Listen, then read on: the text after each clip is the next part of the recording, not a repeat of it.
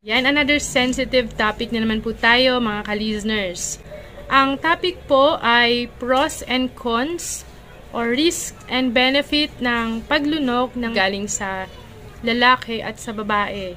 So, ang mga tanong na ito ay, marami po akong nakuhang tanong from comment section.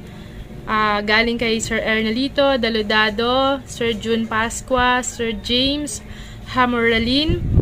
Almost the same po sila ng tanong kung safe nga daw po bang lunokin. So, yan, pag-uusapan po natin ngayon ang risk and benefits or pros and cons ng paglunok daw po ng secretions galing sa puwerta or galing sa lalaki. Bago ang lahat, shoutout ko lang po muna kayong tatlo, Sir June, Sir Ernalito, and Sir James sa pagtatanong. Sana ay okay po kayo kung saan man po kayo naroroon. Ingat po kayong lagi. Yung semilya galing sa lalaki at yung likido galing sa babae. Pag sinwalo o nilunok po is wala naman pong mga benefits, health benefits na maituturing. Pero ganun pa man, alamin po natin yung risk and benefits or pros and cons ng paglunok. So, meron pong isang benefit na nailista ko po dito. Number 1, ito po yung some enjoyment. Sa ilang tao, ang paglunok po ng likido ay nagbibigay po sa kanila ng pleasure. Isang parte po ito ng kanilang experience na gustong ma-encounter during sila ay nagkakaroon ng contact. Pero ito magugulat po kayo, mas marami yung panganib na pwedeng maranasan ang isang tao kapag siya po ay lumunok. Okay po? Listeners, naglalambing po sana ako sa inyo kasi nakita ko po dito sa subscribers ko kung ilan po yung nanonood. Sabihin 91% ang nanonood po sa mga vlogs ko pero hindi nakasubscribe. Baka naman po mga ka-listeners, malaking tulong po ang pag-subscribe. So pumunta lang po kayo sa channel ko, type nyo po Listeners Organist. Click nyo po sana yung subscribe. Wag nandun na po kayo, pindutin nyo po yung arrow na maliit na yan. Piliin nyo po yung all para lahat ng mga upload ko sa mga susunod ay ma-notify po kayo. And kapag nagustuhan nyo po at nakatulong po sa inyo ang videos ko, malaking tulong po pag nagpadala po kayo sa akin ng super thanks. So much appreciated po ito mga ka-listeners. Click nyo lang po yung thanks dito sa baba, ayan. And then, piliin nyo lang po kung magkano po yung pwede nyo i-share po sa akin. And nangangako rin naman po ako sa susunod, pwede ko po itong itulong sa iba. Pwede rin po kayo mag-join membership po sa aking channel. Ayan, i-check nyo po sana. Maraming salamat po mga ka-listeners. Ngayon po natin yung similya galing sa isang lalaki kapag nilunok. Ang similya ay meron pong fructose. Nagko-contain po ito ng fructose. Isa po itong sugar na nagdudulot po ng minor digestive comfort. May mga tao na pwedeng sumakit ang tiyan, especially merong fructose intolerance ang isang tao. At pangalawa, sexually transmitted infection.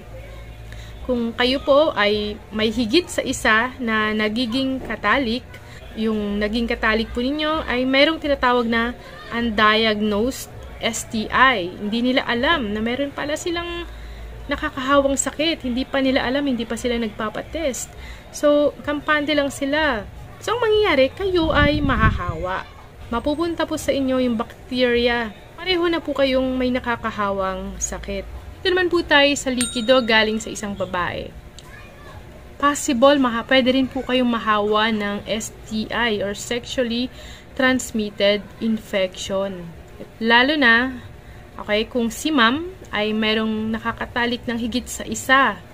Okay po? O kaya si sir ay nakakatalik niya ay higit sa isa. Kapag ang isa sa kanila ay may nakakahawang sakit at nagkaroon po ng contact, po, oral contact, or halimbawa si sir ay may sakit, may mga sugat din siya sa bibig at nagkaroon po ng oral contact kay ma'am, pwede niyang maipasa yung sakit. And vice versa, pareho na silang magkakaroon po ng mga sexually transmitted infection katulad po ng gonorrhea, chlamydia, or in Tagalog, ito po yung mga tulo. Ano pa po yung mga panganib sa paglunok ng similya? So, alalahanin po natin na yung lasa ng similya ng lalaki at sa babae ay mayroong pong lasa na hindi kaaya-aya. Psychologically, may mga tao na ayaw.